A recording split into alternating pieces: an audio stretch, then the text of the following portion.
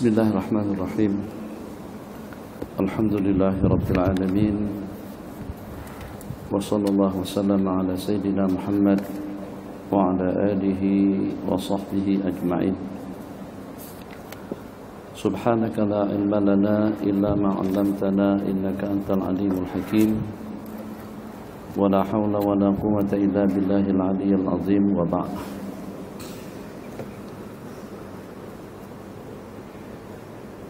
Di bagian depan daripada masjid masih banyak ruang-ruang yang kosong yang patut untuk kita penuhkan, di mana dengan kita dipelawak dan dalam waktu yang sama diberikan peluang untuk menjadi tetamu istimewa Allah sekali dalam seminggu, sebagaimana dalam kehidupan kita senantiasa mendambakan yang sempurna, yang ideal, yang cantik, yang canggih, yang bagus, yang lengkap, yang sempurna. Kita inginkan dengan pakaian yang kemas, rapi dan bersih. Kita inginkan dengan tempat kediaman yang megah dan mewah, bagus dan selesa. Dan kita inginkan dengan penghasilan, pendapatan yang stabil, bukannya setakat cukup, tapi lebih daripada keperluan-keperluan yang kita perlukan. Dan juga kita inginkan ketenangan, ketentraman, kebahagiaan dan kenyamanan dalam hidup. Hampir tidak ada seorang pun yang berbeda matlamat dan keinginan dalam hidup, inginkan yang selesa, yang nyaman dan yang indah.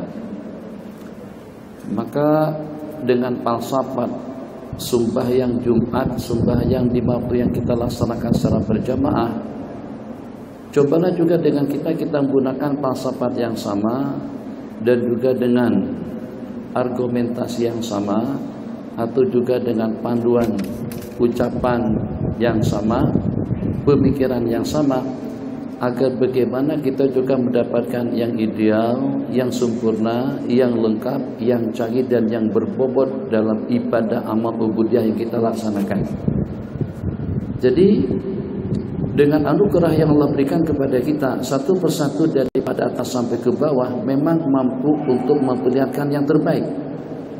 Dengan tatapan mata kita melihat, kita boleh memilih dan memilah. Kalau dengan kubah kita ini terpaksa harus direnovasi, diperbaiki, dipolehkan kembali dengan sekian belanja dan bayaran yang harus keluar, itu dengan kita tidak masalah sangat selama kita berkemampuan. Maka bagaimana juga dengan kita merenovasi bersama amal ubudiyah kita yang paling tidak yang sekali dalam seminggu yang dikerjakan secara khusus, yang kalau dengan kita mengerjakannya di rumah, seperti apapun rumahnya, di istana, seperti apapun megah dan mewahnya, dengan keluarga, seperti apapun kedudukan dan posisi mereka, tetap saja dengan ibadah tersebut tidak sah dilaksanakan, sebab dengan persyaratannya jumlah bilangan tertentu, dengan cara upacara tertentu, dimulai dengan 2 khutbah, kemudian baru dengan sembahyangnya kita laksanakan. Jadi kira-kira terlintas dalam benak kepala kita menghimbau kepada jamaah yang masuk, yang datang awal dan juga yang datang menyusul, kenapa dengan kita tidak mendambakan dan tidak menginginkan yang istimewa, yang terbaik untuk ibadah kita, untuk sembahyang kita, untuk Jumatan kita, untuk pengabdian kita, atau katakan saja untuk persiapan masa depan kita masing-masing. Takkan dengan kita merasa kekal di dunia. Takkan dengan kita setelah kita menyaksikan sejumlah sekian yang pergi sebelum kita, ada yang usianya lebih mudaan daripada kita, ada yang dengan peluang hidupnya tidak sebagaimana kita, ada yang dalam sepanjang hidupnya tidak pernah merasakan kebahagiaan, kenyamanan dan kenikmatan dalam hidup, tapi ternyata mereka sudah pergi, sudah meninggalkan kita. Kita pasti akan menyusul. Kenapa kita tidak menggunakan peluang dan kesempatan tanpa ada sembarang bayaran, tanpa harus bawa IC, tanpa harus ada permit, tanpa harus mendapatkan kebenaran daripada sesiapa. Kita boleh berada pada saf-saf yang pertama, yang tentunya orang-orang yang di depan akan lebih diperhatikan, bukan oleh tuanku, bukan oleh tuan sultan, bukan oleh menteri, bukan oleh kementerian, bukan oleh raja atau juga kerajaan, bukan dengan pegawai tinggi kerajaan, akan tapi dengan kita akan ditatap dan diperhatikan. Yang pertama di kalangan para al-malaikah yang ditugaskan untuk mencatat dan mencatat satu persatu kedatangan kita menuju rumah Allah. Kemudian yang kedua dengan kita akan diperhatikan oleh Sang Pencipta kita, sejauh mana kebaktianmu, sejauh mana keyakinanmu, sejauh mana kesetiaanmu, sejauh mana kesaudaranmu, sejauh mana kepahamanmu. Kita tak nak yang dengan kita dipandang lengkap oleh orang ramai, tapi ternyata justru dengan kita dipandang rendah oleh Allah. Kita tidak mau kalau dengan kita dipandang hormat dan juga dipandang mulia oleh sejumlah sekian yang dekat dengan kita, tapi ternyata dengan yang lebih dekat kepada kita tidak memandang kita seperti itu. Nah, cobalah dengan kita mengambil satu ibrat dan juga satu pelajaran daripada perbandingan tadi itu. Kalau dengan dunia yang sementara waktu kita inginkan yang terbaik dan juga yang teristimewa, maka bagaimana dengan akhirat yang untuk selama-lamanya? Takkan dengan kita, kenapa mikrofon dikasihkan sama saya? Supaya dengan suaranya lebih clear. Pada boleh saja mendengar dari situ. Kenapa mikrofonnya harus diangkat, didekatkan ke mulut, supaya dengan suara dan juga dengan yang disampaikan boleh dicerna dan juga boleh didengari dengan baik. Kalau saya jauhkan seperti ini tidak clear suaranya, tidak sampai ke sana. Terpaksa dengan kita angkat dan kita dekatkan. Kenapa dengan kita tidak mendekatkan diri kita kepada Allah? Kenapa dengan kita tidak mengerjakan yang istimewa? Kenapa dengan kita tak nak untuk mendapatkan yang lebih baik? Kenapa dengan kita tidak inginkan yang lebih mulia, yang lebih utuh, yang lebih berkualiti, yang lebih ideal, dan juga yang lebih bernilai dan besar ganjaran pahalanya di sisi Allah? Langkahkan kaki kita kemana saja kita nak melangkahkan. Apakah kita langkahkan untuk kita menuju masjid? Apakah kita langkahkan untuk kita menuju Masjidil Haram? Atau kita langkahkan untuk kita menuju Masjidil Nabawi, kembara Baitul Maqdis? Sekarang iklan di mana-mana. Masya Allah, tabarakallah, jarak tempuh mungkin tidak kurang daripada dalam 11 jam agar kita sampai ke Baitul Maqdis. Sejauh apapun jarak kita melangkahkan kaki sehingga kita sampai ke Baitul Maqdis, tetap langkah-langkah kaki kita daripada pintu gerbang masjid untuk memerlukan saf yang pertama itu lebih afdal. Kenapa? Kita dengan rasionalnya, kita dengan logiknya, kita dengan kepahaman yang Allah bagikan, kita dengan anugerah yang Allah limpahkan, kita juga dengan bermacam-macam pemberian yang Allah tumpukan kepada kita, belum mengerti tentang hakikat yang kita sampaikan tadi. Sehingga kalau pada hari Jumat kita pilih belakang-belakang yang mudah kita menyundar, yang mudah kita santai, yang mudah kita bersimbang, yang mudah untuk kita buka WhatsApp. Sebab kalau di depan kadang-kadang diperhatikan, tapi kalau di belakang kita bebas. Kenapa? Begitu kerdil dan cetiknya pahaman kita terhadap agama, yang sehingga dengan kita mengabaikan yang abadi, jika dengan kita mengabaikan yang nanti dengan kita mengharapkan kesan dan balasannya daripada Allah Jalla wa'ala. Bagaimana dengan kita boleh seronok, bagaimana dengan hati kita boleh tenang, bagaimana dengan pikiran kita boleh tentram, yang pada saat untuk yang abadi kita pilih yang serba tidak lengkap, yang serba tidak cukup, yang serba kurang, yang serba jauh, tidak ada artinya. Salah seorang daripada salafun saleh dinasihatkan, kalau nakkan juga supaya mata awak itu sembuh, mata tidak sembuh-sembuh, mata sakit. Kalau nakkan mata Anda akan menjadi sehat, tajam dengan pandangannya, selesa dengan penglihatannya, maka jangan lagi menangis, meneteskan air mata, merintih-rintih di hadapan Allah. Apa kata beliau? Tidak ada artinya mata kalau sampai tidak meneteskan air mata, kalau tidak menangis di hadapan Allah Jalla wa'ala. Apa artinya jabatan? Apa artinya kedudukan? Apa artinya pangkat? Apa artinya tahta? Apa artinya harta yang kita miliki daripada berbagai nikmat dan anugerah yang Allah berikan kepada kita? Yang kalau pada saat dengan kita tidak pandai memilih untuk masa depan kita masing-masing. Sudahnya dengan kita terlambat datang, kemudian dengan kita pahala iktikafnya kita tidak dapat, pahala saf-saf pertamanya kita tidak dapat, tatapan pandangan rahmah yang pertama daripada Allah dan juga daripada para malaikat yang juga kita tidak dapat. Takkan kita hanya bijak dengan dunia kita, bisnis kita dan politik kita, tapi kita tidak bijak dan tidak adil dengan diri pribadi kita masing-masing. Ahbabana fillah.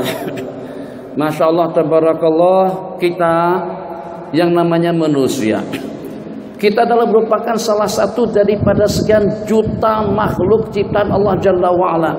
Kita tidak dapat menghitung berapa banyaknya makhluk-makhluk yang Allah ciptakan selain daripada kita. Kita hanya merupakan satu daripada sekian juta.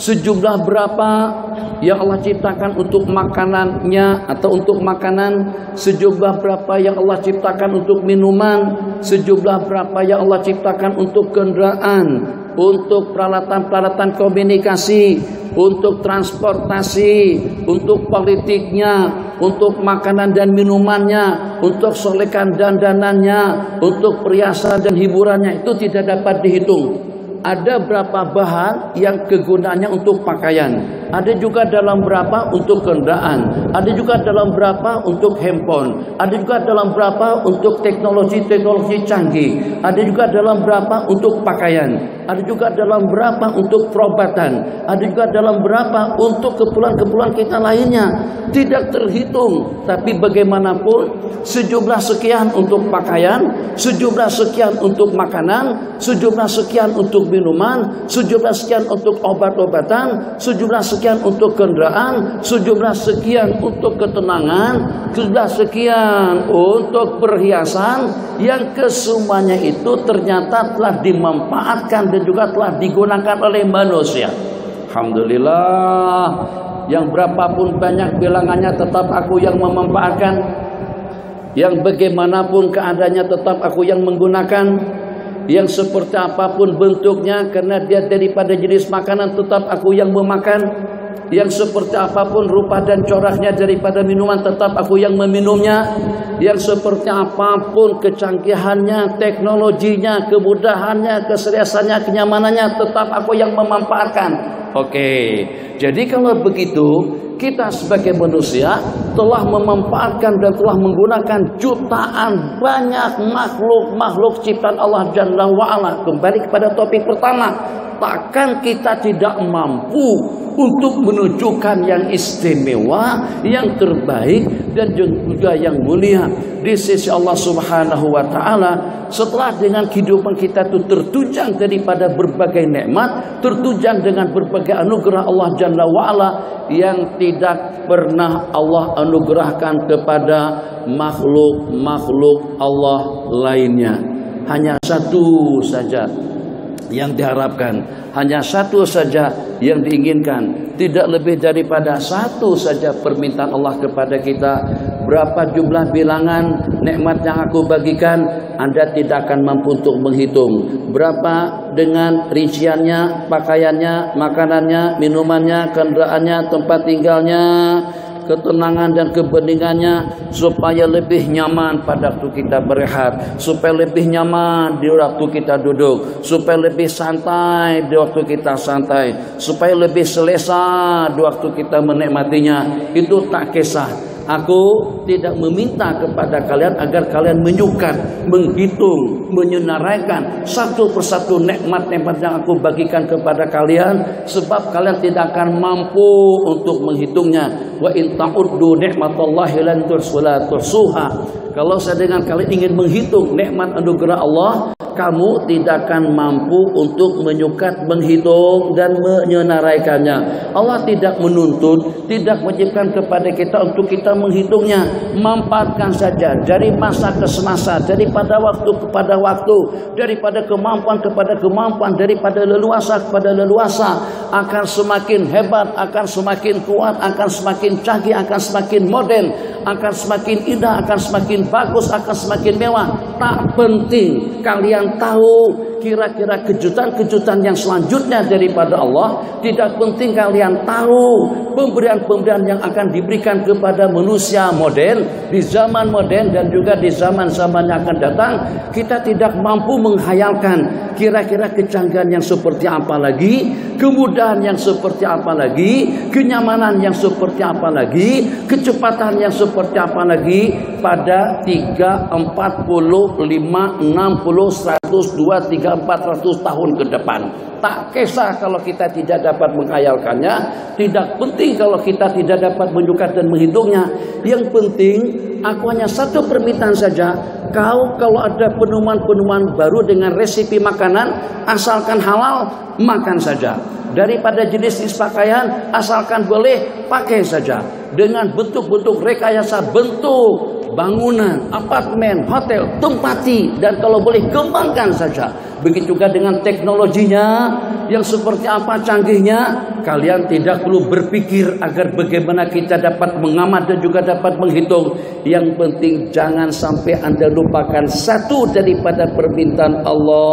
Hanya satu saja, matlamat dan tujuan agar kekal yang pertama, matlamat dan tujuan yang kedua agar senantiasa selalu bertambah, selalu abadi dan bertambah, bi ziyadatin mustamirrah, senantiasa selalu bertambah. Itulah yang namanya bersyukur atas segala nikmat yang Allah bagikan. Oke, maka sebagaimana kaidah mengatakan, ya kalau pada waktu dengan uang yang kita miliki tak banyak mana, uang kita tidak lebih daripada dalam 100.000 Rm. Duitnya yang terkumpul hanya zakat 100.000 Rm saja, maka dengan zakat yang wajib kita keluarkan tidak lebih daripada dalam 2.500. Tapi takkan mungkin kita menyamakan seseorang yang punya duit 1 juta yang juga dengan zakatnya 2.500. Kalau yang uangnya 100.000, zakatnya 2.500. Sementara kalau dengan yang uangnya 1 juta, zakatnya adalah 25.000. Bagaimana kalau dengan 1 billion? Kalau 1 billion berarti dengan zakatnya tidak kurang daripada dalam 25 juta. Itu yang harus kita keluarkan. Masya Allah, semakin banyak hitungannya, semakin banyak zakatnya. Bagaimana kira-kira dengan falsafat hidup? Bagaimana kira-kira dengan pemberian yang diberikan? Kita semakin mewah, semakin santai. Kita semakin banyak rehatnya, semakin banyak santainya. Masing-masing harus berbicara, mensyukuri nikmat anugerah Allah Jalla wa'ala. Ulama mengatakan definisi daripada syukur, isti'malun ni'am fi mafulika min ajliha, menggunakan nikmat sesuai dengan matlamat dan target Allah menciptakannya. Takkan dengan kita Allah berikan kedudukan, Allah berikan jabatan, Allah berikan keamanan, ketenangan, kesejahteraan, keharmonian dalam hidup, tapi ternyata dengan kita tidak menunjukkan kesyukuran kita kepada Allah lebih daripada orang yang kurang duitnya, yang kurang kesehatannya, yang kurang keilmuannya, yang kurang ketakwaannya, yang kadang-kadang suatu hal yang mengecewakan, menyedihkan dalam waktu yang sama. Masya Allah, tabarakallah, Allah berikan jawatan berupa ilmu yang banyak, pangkat, harta dan tahta, tapi ternyata justru tidak nampak kelihatan kelainan daripada orang yang mendapatkan benda banyak tadi itu, daripada orang-orang awam, daripada orang-orang yang biasa. Bukan itu yang dikehendaki oleh Allah. Kamu dengan kekayaanmu, kamu dengan leluasamu, kamu dengan keilmuanmu, kamu dengan pangkatmu, kamu dengan harta dan tahta, kamu dengan jawatan dan juga dengan politik dan juga dengan leluasanya, sejumlah sekian yang Allah berikan. Allah inginkan kita menjadi asbabal khair, menjadi asbab kebajikan kepada orang ramai, kepada lingkungannya. Kita menjadi penyalur, kita menjadi asbab melalui kitalah terimbasnya kebaikan-kebaikan daripada Allah Jalla wa'ala, yang dengan kita mampu untuk menunjukkan satu persatu daripada sifat-sifat kemuliaan Allah Jalla wa'ala.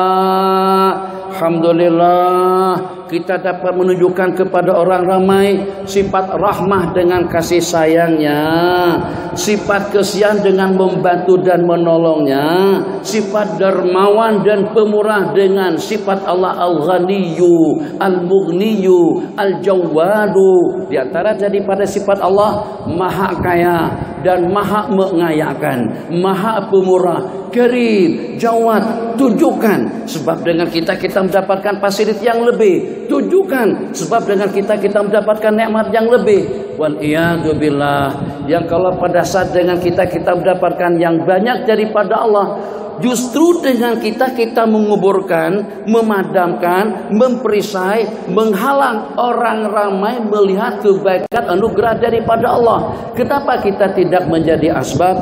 Kenapa kita tidak menjadi simbolnya? Kenapa kita tidak menjadi jalur dan salurannya?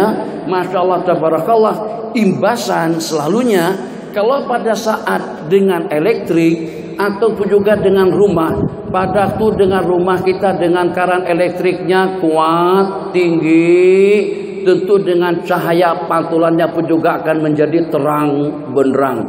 Kalau dengan saluran pipe air itu kecil, air yang keluar pun juga kecil. Tapi kalau dengan pipe airnya besar, maka dengan air yang keluar pun juga besar. Begitu juga dengan saluran udara. Kenapa kita tidak semacam itu? Saat ketika kita menjadi jalur, menjadi jalan anugerah nikmat pemberian Allah Jalla wa'ala. Tengok dengan pegawai-pegawai tinggi kerajaan, justru datang akhir sekali. Kamu tidak menunjukkan aku pemurah, kamu tidak menunjukkan aku maha pengasih, kamu tidak menunjukkan aku maha hebat, kamu tidak menunjukkan aku maha penyayang. Kenapa? Sebab sebagaimana kita katakan tadi, masing-masing akan mendapatkan imbasan anugerah nikmat daripada Allah sesuai dengan ketentuan takdir yang Allah tetapkan. Banyak rezekinya daripada Allah, sehat afiat daripada Allah, tenang dan tentram daripada Allah. Takkan orang yang Allah berikan kesehatan dan keafiatan tidak mengupayakan, tidak mengupayakan agar bagaimana juga dengan lingkungannya, masyarakatnya pun juga boleh sehat dan afiat.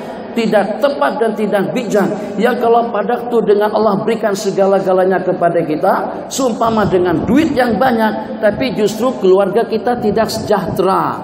Ada yang melarat, ada yang sengsara, ada yang miskin, ada yang teraniaya kehidupannya, ada yang tertindas dalam perekonomiannya. Ya Allah ya Arhamar Rahimin. Jadi kalau begitu, untuk apa Anda pilih menjadi orang yang hebat kalau kamu tidak menghebatkan orang-orang yang lemah? Untuk apa kamu mendapatkan tumpuan anugerah nikmat daripada Allah kalau kamu tidak mampu untuk mengongsikannya kepada orang ramai? Kenapa? Bahasa kurang lebihnya, siapa yang berbelanja sampai tidak kurang daripada 1.000 ringgit, mesti dengan GST-nya ada dalam 60 ringgit. Takkan yang berbelanja 1.000 ringgit GST-nya mau disamakan dengan yang berbelanja 100 ringgit. 100 ringgit 6 ringgit aja. Itu bahasa ekonomi, itu bahasa penghasilan, itu bahasa peraturan. Kenapa? Dengan kita tidak menunjukkan benda yang sama. Bahkan bukannya setakat itu, justru dengan kita semakin tinggi, semakin banyak amalan-amalan kebaikan-kebaikan yang kita kuburkan. Jangan terperanjat.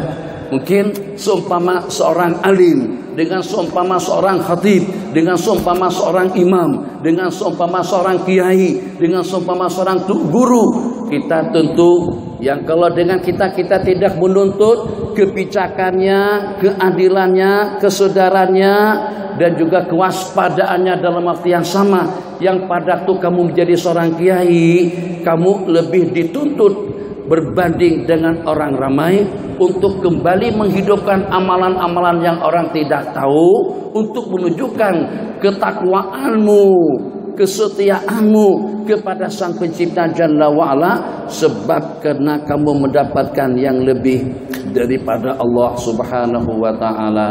Alhamdulillah, ahbabana fillah, waktu kita tinggal dalam 5 menit. Tetap dengan kita mengingat-ingatkan kepada para hadirin yang hadir untuk Jumat-Jumat yang akan datang. Tunjukkan kita itu setia kepada agama. Tunjukkan dengan kita setia kepada atasan kita. Dan yang paling di atas daripada yang di atas itulah Sang Pencipta kita. Tunjukkan dengan kita bijak dalam kehidupan kita.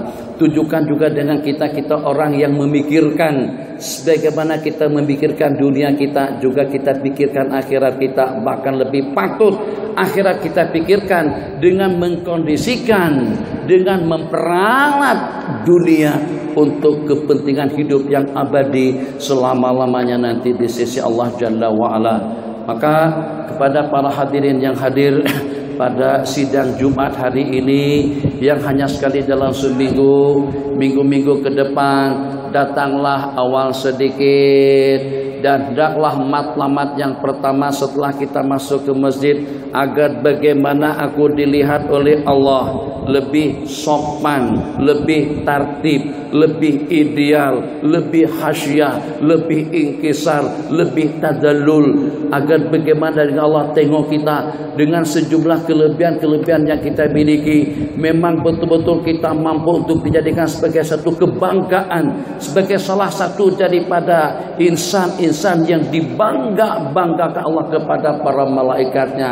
Jadi kalau malaikat tengok, dia tidak disibukkan dengan urusan dunianya pada waktu dia di hadapan Allah. Yang kalau pada Allah tengok, dia tidak disibukkan dengan urusan komunikasi kerdilnya seketika dia beriktikaf di rumah Allah. Itu memang yud'a aziman, akan dilihat besar di sisi Allah Jalla wa'ala, yang walaupun duitnya kerdil, orangnya kerdil, pendapatannya kerdil, pangkatnya kerdil, wibawanya kerdil, dan juga semuanya kecil, tapi ternyata dia azim, tapi ternyata dia besar di sisi Allah Jalla wa'ala. Bagaimana kalau pada waktu badannya besar, kedudukannya besar, hartanya besar, jabatannya besar, pangkatnya besar, itu lebih lagi wajar dan patut, bijak dan ideal kalau dengan kita memperlihatkan yang besar juga di hadapan makhluk Allah Jalla wa'ala.